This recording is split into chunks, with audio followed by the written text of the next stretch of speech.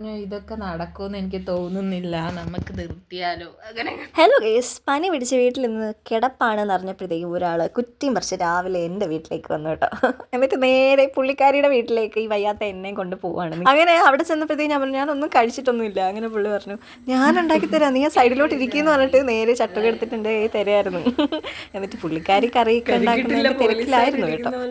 തേങ്ങ ഇട്ടായിരിക്കണം പോലീസുകാർ ദോശ ഉണ്ടാക്കാൻ ഓക്കെ, കറി ടാസ്ക് ആണ് പ്ലീസ്. നമുക്ക് രണ്ടുപേർക്കും വലിയ പിടിയൊന്നുമില്ല. ഞാൻ വിചാരിക്കുന്ന പുള്ളിക്കാരിക്ക് അറിയാം, പുള്ളി വിചാരിക്കുന്ന എനിക്കറിയാം. അതായിരുന്നു അവസ്ഥ. ഒച്ചിരി കൂടി വേണം.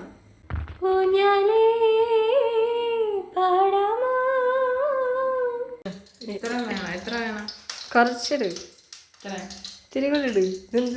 എനിക്ക് അത്ര ഇഷ്ടമല്ല. എന്നാ ഇത്തിരി മതി. ഓടാൻ നിൽക്കുന്ന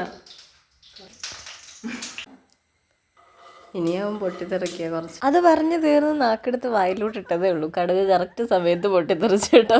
എനിക്ക് പുള്ളിക്കാരുടെ റിയാക്ഷൻ കണ്ടിട്ട് ചിരി സഹിക്കാൻ വയ്യായിരുന്നു. പച്ചമുളകും സവാള ചൂടായിട്ട് സവാളയും ഇടണം, ഉള്ളി ഇടണ്ടേ, മറ്റേ സാധനം ഇടണ്ടേ.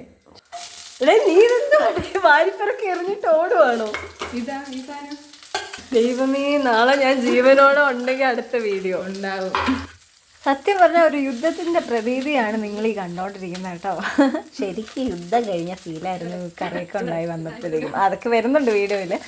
ആൻഡ് അന്ന് ജ്യോതിയുടെ അമ്മ വീട്ടിലില്ലായിരുന്നു, അതുകൊണ്ട് തന്നെ നമ്മുടെ അധീനതയിലായിരുന്നു കിച്ചൺ. പിന്നെ പറയണോ? ഇനി എന്തൊക്കെ ഇട്ടു? ഉപ്പിട്ടു. വേറെ ഒന്നിട്ടില്ലേ? ഈ മല്ലി മുളക് പൊടിയൊക്കെ ഇടണ്ടേ? വളരട്ടേന്നേ.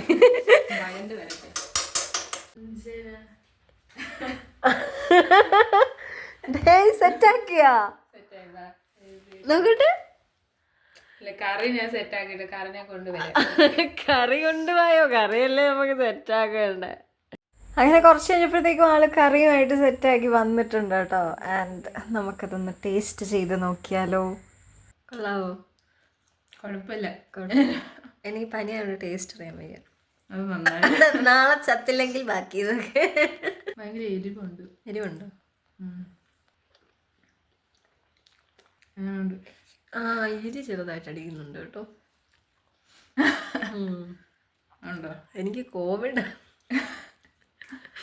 ടേസ്റ്റ് ഒന്നുമില്ല. അങ്ങനെ നോമ നഗ്ന സത്യം വെളിപ്പെടുത്തിയിരിക്കുകയാണ്. നോമിന് കോവിഡ് അങ്ങണ്ടായിരുന്നു കേട്ടോ.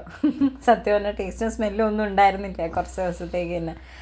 ഗൈസ് ഉറങ്ങി എണീറ്റപ്പോഴത്തേക്കും അടുത്തൊരു സാധനം എന്നെ കിടത്തി ഉറങ്ങിയിട്ട് എന്തോന്നായിരുന്നു ഇവിടെ പരിപാടി. ജോലി ഉണ്ടായിരുന്നു. ജോലി എന്തൊക്കെ ജോലി ചെയ്തു? തുണി കഴുകി, റൂം വൃത്തിയാക്കി, പാത്രം കഴുകി. പുലരിയിലൊരു പൂന്തൻ.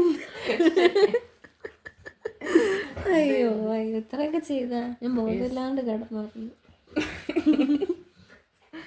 അത് അങ്ങനെ നമ്മൾ പിന്നെ നൈസായിട്ട് എഴുന്നേറ്റ് റെഡിയായി. ജസ്റ്റ് ഒന്ന് പുറത്ത് പോയാലോ എന്നൊക്കെ ഉള്ള രീതിയിൽ പുറത്ത് പോകാനായിട്ട് റെഡി ആവട്ടോ.